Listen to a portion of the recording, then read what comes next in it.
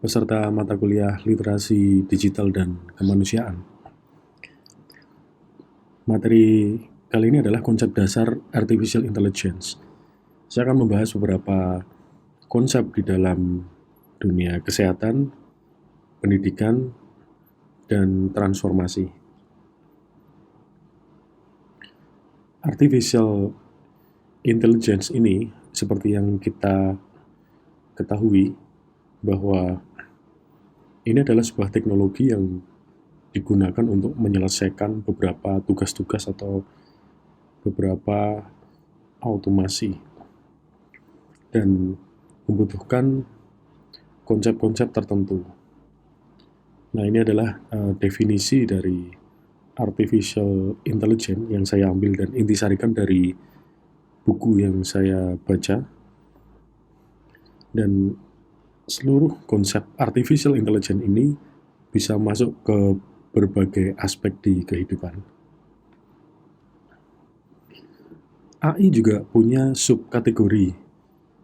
Yang pertama adalah machine learning. Dan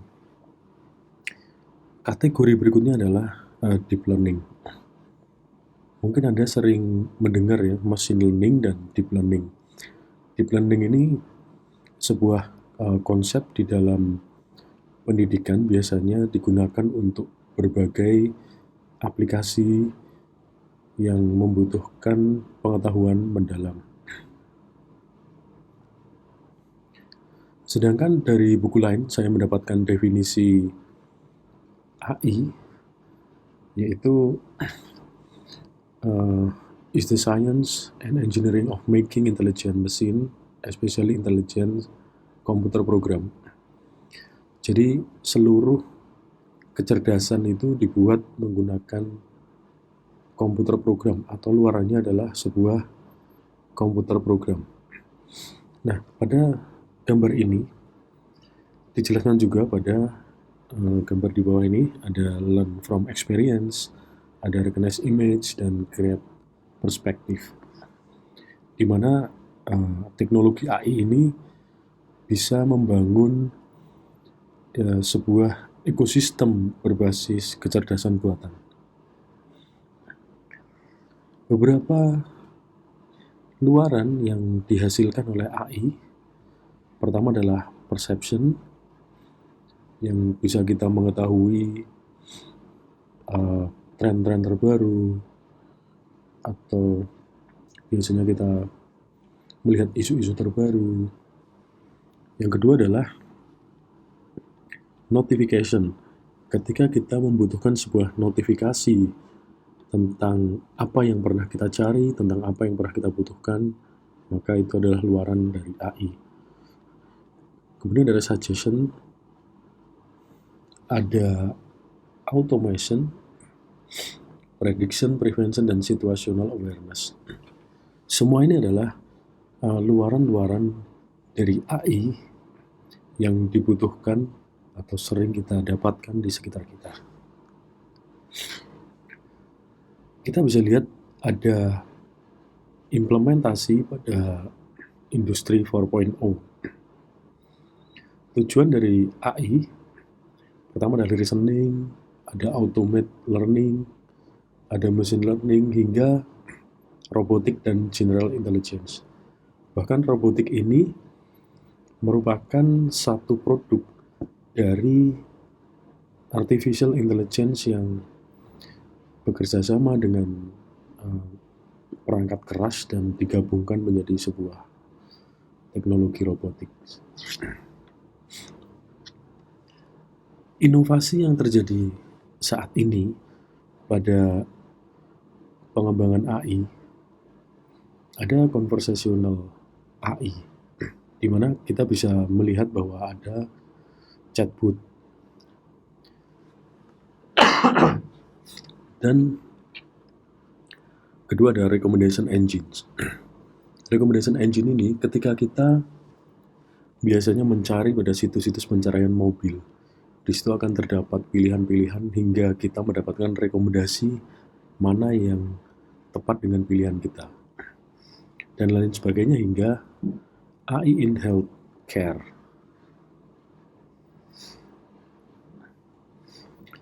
Konsep AI di dalam kehidupan sosial kita banyak bertumbuh pada hierarki Maslow, jadi hierarki kebutuhan Maslow, mulai dari psychological need, safety, love and belonging, esteem, dan self-actualization. Dan kita bisa lihat kebutuhan manusia dan AI. Ketika tipe kebutuhan itu pada psychological needs, contohnya adalah air, energi, makanan, kesehatan, pakaian, dan lain sebagainya, AI akan menerjemahkan ini menjadi sebuah aplikasi yang berhubungan dengan contohnya energi manajemen. Sedangkan ada safety need. Seseorang pasti membutuhkan kenyamanan, keamanan, ada keamanan di bidang finansial dan sebagainya. Maka diterjemahkan ke dalam AI akan menjadi personalized medicine. Seperti kalau kita melihat ada satu aplikasi ya, di mana kita bisa berkonsultasi kepada dokter dan mungkin saja dokter itu adalah AI yang menerjemahkan sebuah pesan yang datang menjadi interpretasi jawaban, ya semacam chatbot dan lain sebagainya. Nah, AI sekarang mengarah kepada smart human. Ada smartphone, ada smart human. Sekarang yang terjadi smartnya adalah smartphone, tapi humannya belum smart. Maka teknologi AI ini bisa diarahkan secara positif untuk mengembangkan seseorang yang smart atau mengadopsi kesmartan seseorang itu menjadi sebuah teknologi. Contohnya ini ada sebuah intelijen itu kan bisa kita ambil dari learning from experience, dari communicating using knowledge, dan lain sebagainya. Nah, ini adalah kecerdasan seseorang atau manusia ya, yang bisa diterjemahkan menjadi sebuah AI. Contoh terapan AI pada transportasi. Ini contohnya memprediksi lama waktu traveling. Sebuah aplikasi AI ketika dimasukkan data tujuan tempat traveling dan lokasi orang yang memasukkan data itu terdeteksi oleh GPS, maka aplikasi ini akan memprediksi jaraknya berapa kilo, lama perjalanan berapa lama, dan kapan dia kembali. Nah, ini sebuah aplikasi automasi yang bisa membuat sebuah keputusan. Kemudian, contoh di dalam dunia kedokteran. Dalam dunia kedokteran, diagnosis umum yang sering dilakukan adalah ada sampel darah lalu dilihat hasilnya oleh dokter, kemudian diagnosis dilakukan. Tapi yang terjadi dalam teknologi yang melibatkan AI, sampel ini dilakukan diagnostik oleh AI, sehingga akan muncul beberapa diagnosis, dan ketika diagnosis itu mengeluarkan hasilnya, maka selanjutnya adalah ditangani dokter. Dan hal ini sangat memangkas energi yang dikeluarkan oleh dokter dan memangkas efisiensi waktu, biaya, dan lain sebagainya.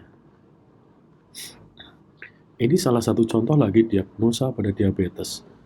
Ketika seseorang menginput sebuah data, umur, jenis kelamin, berat badan, dan lain sebagainya, kemudian ada tes darah ya, dan diagnosis AI berperan di situ, maka akan muncul sebuah interpretasi. Ini contohnya level dari tingkatan kadar gula di dalam darahnya.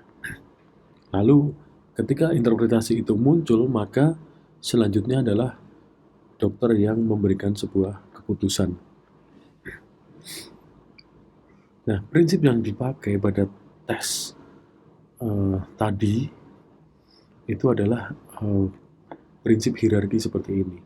Jika umurnya lebih kecil atau sama dengan 20, maka kita akan bisa masuk ke dalam flowchart ketika dia benar umurnya, maka diabetes progressionnya sama dengan E.